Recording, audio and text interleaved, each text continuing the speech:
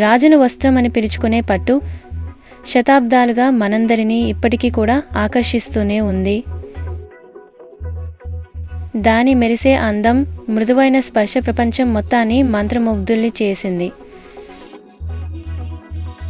మరి ఈ అద్భుతమైన పట్టు, చిన్న పట్టుపురుగు నుండి మనం ఇష్టపడే విలాసవంతమైన వస్త్రాలుగా ఎలా మారుతుందో మీరు ఎప్పుడైనా ఆలోచించారా? ఈ ప్రయాణాన్నే మనం సెరికల్చర్ అంటాము. పట్టు ఉత్పత్తి చేసే ప్రాచీన కళ ఇది. వేల సంవత్సరాల క్రితం చైనాలో ఉద్భవించిన సెరికల్చర్ సంస్కృతులను మరియు ఆర్థిక వ్యవస్థలను రూపొందించడంలో కీలక పాత్ర పోషించింది. చాలా కాలం పాటు పట్టు ఉత్పత్తి ప్రక్రియ ఒక రహస్యంగా ఉంచబడింది. ఈ విలువైన వస్త్రం సిల్క్ రోడ్డు వెంట వ్యాపారం చేయబడి తూర్పును పశ్చిమంతో అనుసంధానించింది. నేడు అనేక దేశాలలో జీవనోపాధిని కల్పిస్తూ గొప్ప సాంస్కృతిక వారసత్వాన్ని కాపాడుతూ సెరికల్చర్ ఒక ముఖ్యమైన పరిశ్రమగా కొనసాగుతోంది. ఈ ఆకర్షణీయమైన ప్రక్రియలోని ప్రతి దశను అన్వేషిస్తూ సెరికల్చర్ యొక్క సంక్లిష్ట ప్రపంచంలోకి మనం ప్రవేశిద్దాం. భాగం మన ప్రయాణం బాంబెక్స్ మోరీ చిమ్మటతో మొదలవుతుంది. పట్టును ఉత్పత్తి చేసే ఈ చిన్న జీవి ఆడ చిమ్మటలు వందలాది చిన్న గుడ్లు పెడతాయి.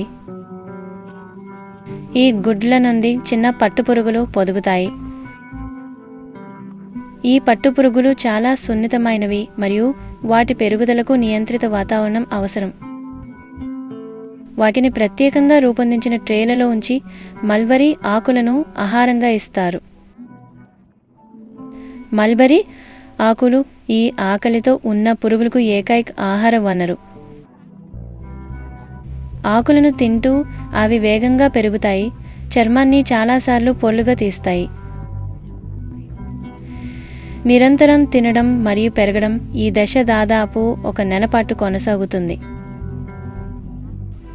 ఈ సమయంలో పట్టుపురుగులు వాటి జీవిత చక్రంలో తదుపరి దశకు సిద్ధమవుతాయి, పట్టు గూళ్లను సృష్టించడం. పట్టుపురుగులు పూర్తి పరిమాణానికి చేరుకున్న తర్వాత అవి తమ గూళ్లను తయారు చేసుకోవడానికి సిద్ధంగా ఉంటాయి. అవి సహజంగానే తగిన ప్రదేశాన్ని వెతుకుతాయి మరియు వాటి లాలాజల గ్రంథుల నుండి ప్రోటీన్ అధికంగా ఉండే ద్రవాన్ని స్రవిస్తాయి. ఈ ద్రవం గాలితో సంభర్షించినప్పుడు గట్టిపడుతుంది, చక్కటి నిరంతర పోగును ఏర్పరుస్తుంది. పట్టుపురుగు జాగ్రత్తగా ఈ పోగును తన చుట్టూ తిప్పుతూ రక్షణ గూడును సృష్టిస్తుంది. ఈ ప్రక్రియ 3 రోజుల వరకు పట్టవచ్చు.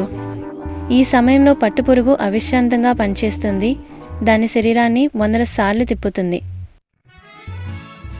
పూర్తిగా ఒకే పట్టు పోగుతో తయారు చేయబడిన ఈ గూడు ప్రకృతి ఇంజనీరింగ్ యొక్క అద్భుతం.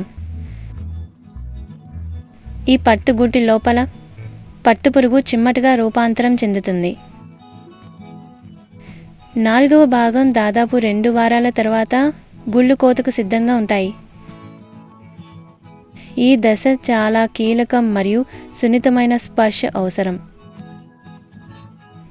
పట్టుపోగు చెక్కు చెదరకుండా ఉండేలా గూళ్లను జాగ్రత్తగా సేకరిస్తారు.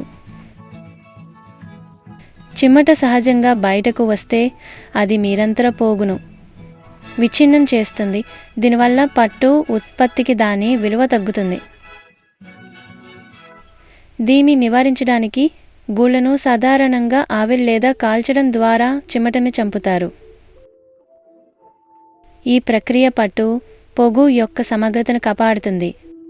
కోసిన గూళ్లను వాటి నాణ్యత మరియు రంగు ఆధారంగా వేరు చేస్తారు. తదుపరి దశకు సిద్ధం చేస్తారు, పట్టును తీయడం. గూడు నుండి పట్టు పోగును తీయడం అనేది ఒక సున్నితమైన ప్రక్రియ. దీనిని రీలింగ్ అంటారు. గట్టిగా అల్లిన పోగును వదులు చేయడానికి గూళ్లను మొదట వేడి నీటిలో నానబెడతారు. నైపుణ్యం కలిగిన కార్మికులు జాగ్రత్తగా పోగును విప్పుతారు. బహుళ గూళ్ళ నుండి అనేక పోగులను కలిపి ఒకే బలమైన దారాన్ని సృష్టిస్తారు.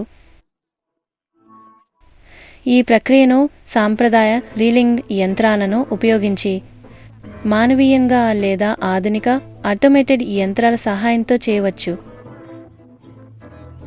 పద్ధతితో సంబంధం లేకుండా లక్ష్యం అదే ఉంటుంది: సున్నితమైన పట్టుపోగును విచ్ఛిన్నం చేయకుండా విప్పడం. రీల్ చేయబడిన పట్టుపోగు ఇప్పుడు నిరంతర దారం స్పూల్స్పై గాలి వేయబడుతుంది. తదుపరి ప్రాసెసింగ్కు సిద్ధంగా ఉంటుంది. 6వ విభాగం పోగు నుండి వస్త్రం వరకు పట్టు ప్రాసెసింగ్. ముడిపట్టు దారం అందంగా ఉన్నప్పటికీ ఇప్పటికీ మణినాలు మరియు సెరిసిన్ అనే జిగురు పదార్థాన్ని కలిగి ఉంటుంది. మనకు తెలిసిన మరియు ఇష్టపడే మెరిసే వస్త్రంగా మార్చడానికి అది అనేక ప్రాసెసింగ్ దశల గుండా వెళుతుంది. సెరిసిను తొలగించడానికి పట్టు దారాలను మొదట వెచ్చని సబ్బు నీటిలో బాగా కడుగుతారు. ఈ ప్రక్రియ పట్టును మృదువుగా చేస్తుంది. దానికి లక్షణమైన మృదువైన ఆకృతిని ఇస్తుంది. కడిగిన తర్వాత పట్టును జాగ్రత్తగా ఎండబెడతారు. తరచుగా ఎండలో లేదా ప్రత్యేకంగా రూపొందించిన ఎండబెట్టే గదులలో. ఎండిన తర్వాత పట్టు దారాలు రంగు వేయడానికి సిద్ధంగా ఉంటాయి. రంగులను అందంగా గ్రహించే సామర్థ్యానికి పట్టు ప్రసిద్ధి చెందింది. దీని ఫలితంగా శక్తివంతమైన మరియు దీర్ఘకాలం ఉండే రంగులు వస్తాయి. రంగు వేసిన పట్టు దారాలను స్పూల్స్పై చుట్టి చివరి దశకు సిద్ధం చేస్తారు. నేయడం. 7వ విభాగం నేతకాల పట్టు దారాలను అద్భుతమైన వస్త్రాలుగా మార్చడం. సెరికల్చర్ యొక్క చివరి దశ నేయడం. ఇక్కడ పట్టు దారాలు అద్భుతమైన వస్త్రాలుగా రూపాంతరం చెందుతాయి. నైపుణ్యం కలిగిన నేతలు హ్యాండ్లూమ్లు లేదా పవర్ లూమ్లను ఉపయోగించి వార్ప్ అంటే రేకంచు దారాలు మరియు వేఫ్ట్ అడ్డు దారాలను విస్తృత శ్రేణి నేతలు మరియు నమూనాలను సృష్టిస్తారు. సాటిన్ యొక్క విలాసవంతమైన మెరుపు నుండి బ్రోకేడ్ యొక్క సంక్లిష్టమైన నమూనాల వరకు అవకాశాలు అంతం లేవు.